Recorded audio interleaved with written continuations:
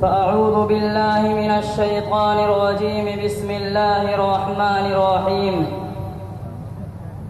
لا تبديل لكلمات الله ذلك هو الفوز العظيم. صدق الله العظيم. نہ کر تو خیر خواہی اور احسان اے میرے بھائی، نہ کر تو خیر خواہی اور احسان اے میرے بھائی، تیری ہر بات مجھ کو مثل اہل غرب لگتی ہے. میرے مسلم پرسنل لا پہ در اندازیاں مت کر، میرے مسلم پرسنل لا پہ در اندازیاں مت کر، تیرے قانون سے جمہوریت پر ضرب لگتی ہے. میرے کارواں ذی وقار جس صاحباں، مہمانان عظام اور ہم نشینان بزم، مسلم پرسنل لا دیگر اقوام و ملل کی سماجی رسوم و رواج کی طرح مسلمانوں کی خاندانی رسم و رواج، عرف و عادت، رہن سہن، معاشی اور معاشرتی حالات کا پیدا کردہ اور ان کی ایجاد کردہ نہیں، بلکہ اس کی بنیاد قرآن حکیم اور نبی کریم صلی اللہ علیہ وسلم کو دی گئی ہدایات اور خدائی رہنمائیوں پر ہے. قوانین الہی کا وہ حصہ جو ہماری انفرادی اور عائلی زندگی سے متعلق ہے، جس میں ہمارے ذاتی اور خاندانی حقوق و فرائض کا تعین کیا گیا، جو نکاح و طلاق، عدت و رجعت، تبنیت و حضانت وغیرہ کے احکامات و ہدایات پر مشتمل ہے. انہی قوانین کو شخصی و عائلی قانون، فیملی لا اور مسلم پرسنل لا کہا جاتا ہے، جس پر تمام مسلمانوں کو قانوناً عمل کرنے کا اختیار دیا گیا ہے اور ملک کے دستور میں شامل کیا گیا ہے. حاضرین انجمن، خوش قسمتی سے آزادی وطن کے بعد ملک کے معماروں نے ملک کا دستور سیکولر دستور بنایا، اور یہ ملک 123 جمہوری ملکوں میں سب سے عظیم جمہوریت کا گہوارہ بنا. ہمیں اپنے ملک کے جمہوری دستور پر فخر ہے کہ یہ ملک کے تمام شہریوں کو نہ صرف یکساں عزت و احترام دیتا ہے، بلکہ اس کے ساتھ ساتھ انہیں تمام سماجی اور شہری حقوق بھی فراہم کرتا ہے. اس میں نہ صرف سیاسی جمہوریت پر زور دیا گیا ہے، بلکہ سماجی اور معاشی مساوات و انصاف پر بھی خاص طور پر توجہ دی گئی ہے. یہی نہیں بلکہ اس دستور میں بنیادی حقوق کے دفعہ نمبر 25-26 کے تحت یہ صراحت کی گئی ہے کہ ہر شخص اور ہر قوم و طبقہ کو عقیدہ ضمیر کی آزادی ہے،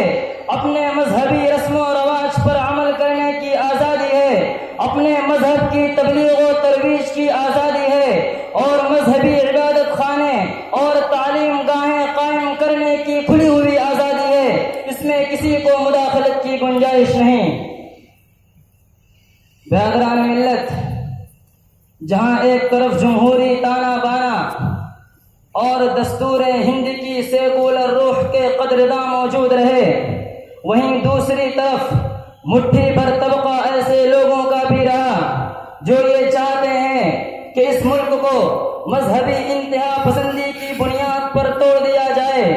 اور مذہبی آزادی کو ختم کر کے تمام باشندگان وطن کو بھگوا رنگ میں رنگ دیا جائے. یہی نہیں بلکہ حکومتوں کا ارادہ بھی مسلم پرسنل لا کے تئیں انتہائی مذموم رہا. وہ شاطرانہ چالوں اور چور دروازوں سے مسلم پرسنل لا میں گھسپیٹ کرنے کی کوششیں کرتی رہیں. چنانچہ 1963 میں حکومت نے مسلم پرسنل لا میں تبدیلی پر غور و فکر کیا اور اس کی عملی راہوں کی تلاش کے لیے ایک کمیشن مقرر کرنا چاہا، مگر مسلمانوں کی مخالفت کی وجہ سے یہ کمیشن مقرر نہ ہو سکا اور وقتی طور پر اس مسئلے کو سرد خانے میں ڈال دیا گیا۔ 1972 میں راجیہ سبھا میں مسلم پرسنل لا کے خلاف ایک متبنہ بل پاس کیا گیا اور وزیر قانون گوکھلے نے یہ اعلان کیا کہ یہ یکساں شہری قانون کی حیثیت سے تمام شہریوں پر نافذ ہوگا۔ چونکہ یہ مسلم پرسنل لا میں کھلی ہوئی مداخلت تھی، اس لیے مسلمانوں نے اس کی بھی مخالفت کی۔ ان کی جد و جہد نے حکومت کو اس بات پر مجبور کر دیا کہ اس قانون کو نافذ کرنے سے پہلے وہ اس پر رائے عامہ حاصل کرنے کے لیے پارلیمنٹ کی جوائنٹ کمیٹی کے حوالے کرے۔ بالآخر 19 جولائی 1978 میں جنتا حکومت نے مسلمانوں کے متفقہ مطالبے کو تسلیم کیا اور اس بل کو واپس لے لیا۔ 1990 میں کانگریس حکومت نے دوبارہ اس بل کو پارلیمنٹ میں پیش کیا، لیکن مسلمانوں کی جد و جہد سے اہل اسلام کو اس قانون سے مستثنا رکھا گیا۔ اسی طرح 1985 میں سپریم کورٹ نے مطلقہ کے لیے تاحیات یا تانکاح ثانی شوہر پر نفقہ لازم قرار دیا، لیکن فرزندان اسلام کی جہد مسلسل کے نتیجے میں 6 مئی 1986 میں مطلقہ قانون پاس کر کے سپریم کورٹ کے فیصلے کو رد کر دیا گیا۔ 1980 میں حکومت نے ایک بل پاس کر کے اوقاف کی آمدنی پر بھی انکم ٹیکس لازم قرار دیا، لیکن مسلمانوں نے اس بل کو بھی منسوخ کرانے میں کامیابی حاصل کی۔ ملت اسلامیہ کے پاسبانوں، اس طرح مذموم کوششیں بارہا ہوتی رہیں اور آئین میں بنیادی حقوق کے دفعہ نمبر 25-26 کے تحت دی گئی مذہبی آزادی کو سلب کرنے کے خواب دیکھے جاتے رہے، لیکن پہلے جو پارٹیاں برسر اقتدار تھیں وہ چور دروازے سے دھیرے دھیرے اس کام کو انجام دینا چاہتی تھیں، اور اس وقت زمام اقتدار ایسے فرقہ پرستوں کے ہاتھ میں ہے جن کو کبھی بھی ملک کے سیکولر دستور سے اتفاق نہیں رہا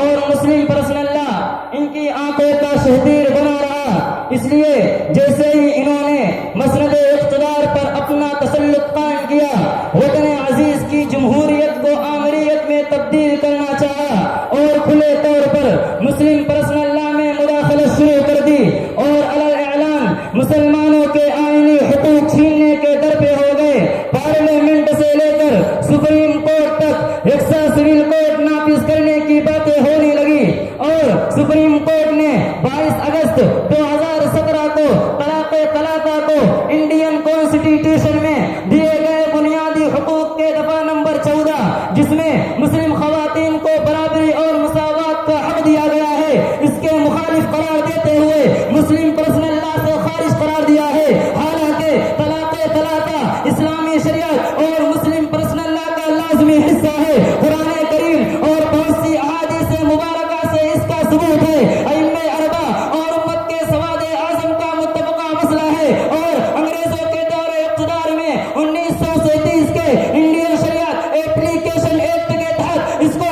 مسلم پرسنل لا کا جز قرار دیا گیا ہے، لہذا اب اس کو مسلم پرسنل لا سے خارج قرار دینا سراسر ناانصافی اور ظلم ہے۔ اس کے باوجود عدالت عظمیٰ کا یہ فیصلہ آتے ہی دشمنان اسلام کی مسرت و شادمانی کا کوئی ٹھکانہ نہ رہا۔ بھگوا رنگ میں رنگے ہوئے میڈیا نے مارے خوشی کے اس فیصلے سے پوری فضا کو بھر دیا اور حکومت نے بھی مسلم عورتوں کی ہمدردی اور غمخواری کے نام پر موقع کا فائدہ اٹھانا چاہا، تو اس نے دستور میں موجود بنیادی حقوق کے دفعہ نمبر 25-26 کو اسے پش ڈال کر ایک مضحکہ خیز بل تیار کیا اور اسے لوک سبھا میں اپنی اکثریت کی بنیاد پر پاس کرا لیا، حالانکہ یہ مسلم پرسنل لا کے مخالف اور جمہوریت کے بالکل منافی ہے۔ اس لیے ہم اس بل کو ہرگز منظور نہیں کر سکتے اور اسے اپنے پیروں تلے رولتے ہیں اور بوانگے تولی اعلان کرتے ہیں۔ پرانے طرز پر اب بھی عمل کرتے رہیں گے ہم، پرانے طرز پر اب بھی عمل کرتے رہیں گے ہم، وہی عدت وہی رجعت وہی حکم خلا الا، نئے قانون کی ہم کو نہیں کچھ بھی